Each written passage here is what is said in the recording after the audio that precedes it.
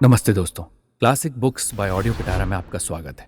बेहतरीन audio book सुनने के लिए हमारा चैनल सब्सक्राइब करें और बेल आइकन दबाना ना भूलें ताकि आपको हर अपडेट मिलता रहे।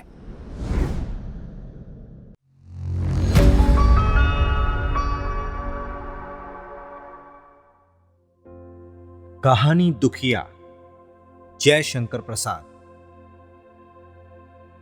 पहाड़ी देहात, जंगल के किनारे के गांव और बरसात का समय, वो भी उषा काल, बड़ा ही मनोरम दृश्य था। रात की वर्षा से आम के वृक्ष तराबोर थे, अभी पत्तों से पानी ढुलक रहा था। प्रभात के स्पष्ट होने पर भी धुंधले प्रकाश में सड़क के किनारे आम वृक्ष के नीचे बालिका कुछ देख रही थी। टप से शब्द हुआ, बालिका उछल पड़ी, गिरा हुआ आम उठाकर अंचल में रख लिया। दक्षिण पवन ने अनजान में फल से लदी हुई डालियों से अटखेलियां की। उसका संचित धन अस्त व्यस्त हो गया, दो चार गिर पड़े। बालिका उषा के किरणों के समान ही खिल पड़ी। उसका अंचल भर उठा, फिर भी आशा में खड़ी रही। व्यर्थ प्रयास जानकर लौटी और अपनी झोपड़ी की ओर चल पड़ी। फूस की झोपड़ी में बैठा हुआ उसका अंधा बूढ़ा बाप अपनी फूटी हुई चिलम सुलगा रहा था। दुखिया ने आते ही आंचल से 7 आमों में से 5 निकालकर बाप के हाथ में रख दिए और स्वयं बर्तन मांजने के लिए डबरे की ओर चल पड़ी। बर्तनों का विवरण सुनिए। 1 फूटी बटुली, 1 लोहदी और लोटा, यही उस दीन परिवार का उपकरण था। डबरे के किनारे छोटी सी शिला पर अपने फटे हुए वस्त्र संभाले हुए बैठकर दुखिया ने बर्तन मलना आरंभ किया। अपने पीसे हुए बाजरे के आटे की रोटी पकाकर दुखिया ने बूढ़े बाप को खिलाया और स्वयं बचा हुआ खा पीकर पास ही के महुए के वृक्ष की फैली जड़ों पर सिर रखकर लेट रही। कुछ गुनगुनाने लगी। दोपहरी ढल गई। अब दुखिया उठी और खुरपी जाला लेकर घास छीलने चली। जमींदार के घोड़े के लिए वो घास रोज दे आती। कठिन परिश्रम से उसने अपने काम भर घास कर लिया, फिर उसे डबरे में रखकर धोने लगी। सूर्य की सुनहली किरणें बरसाती आकाश पर नवीन चित्रकार की तरह कई प्रकार के रंग लगाना सीखने लगी। अमराई और ताड़ वृक्षों की छाया उस शाद्वल जल में पड़कर प्रकृति चित्र का सृजन करने लगी। दुखिया को विलंब हुआ, किंतु अभी उसकी घास धो नहीं गई। उसे जैसे इसकी कुछ परवाह ही ना थी। इसी समय घोड़े की टापों के शब्द ने उसकी एकाग्रता को भंग किया। जमींदार कुमार संध्या को हवा खाने के लिए निकले थे। वेगवान बालोतरा जाति का कुम्मेद पचकल्याण आज गर्म हो गया था। मोहन सिंह से बेकाबू होकर वो बगटूट भाग रहा था। संयोग, जहां पर दुखिया बैठी थी उसी के समीप ठोकर लेकर घोड़ा गिरा। मोहन सिंह भी बुरी तरह घायल होकर गिरे। दुखिया ने मोहन सिंह की सहायता की। डबरे से जल लाकर घाव को धोने लगी। मोहन ने पट्टी बांधी। घोड़ा भी उठकर शांत खड़ा हुआ।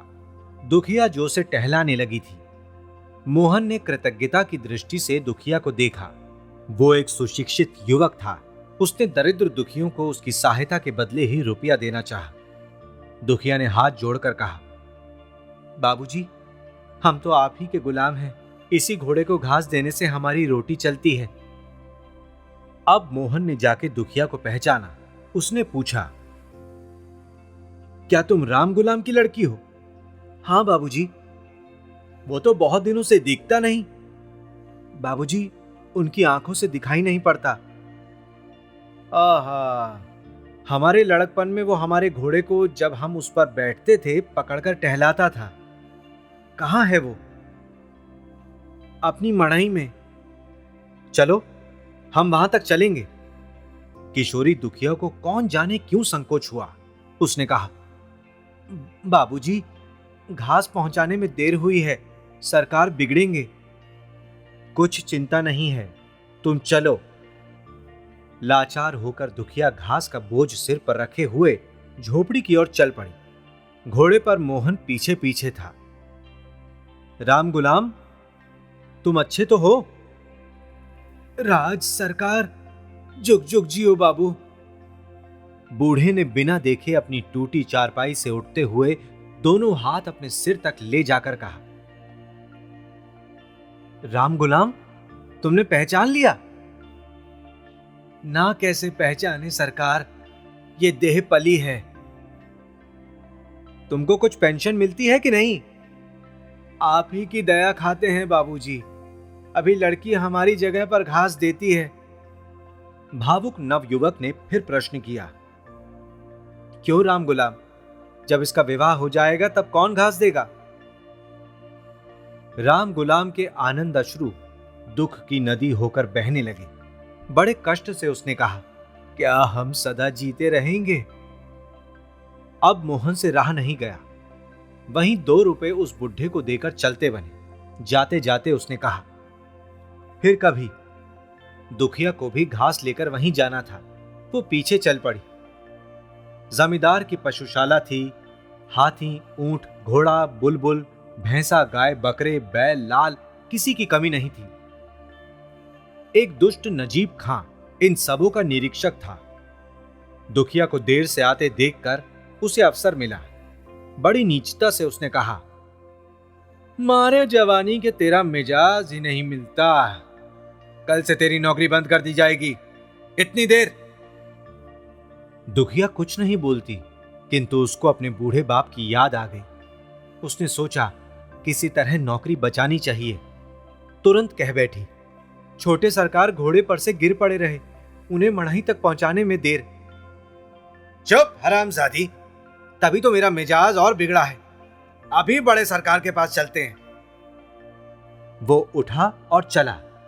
दुखिया ने घास का बोझा पटका और रोती हुई झोपड़ी की ओर चलती हुई। राह चलते चलते उसे डबरे का सायंकालीन दृश्य स्मरण होने लगा। वो उसी में भूलकर अपने घर पहुंच गई।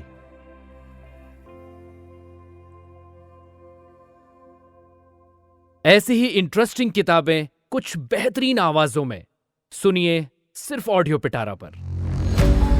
ऑडियो पिटारा सुनना जरूरी है। दोस्तों, आपको ये कहानी कैसी लगी हमें जरूर बताइएगा। लाइक और कमेंट कीजिए और अपने दोस्तों के साथ ये कहानी जरूर शेयर कीजिए। Thank you so much. Audio पिटारा सुनना जरूरी है।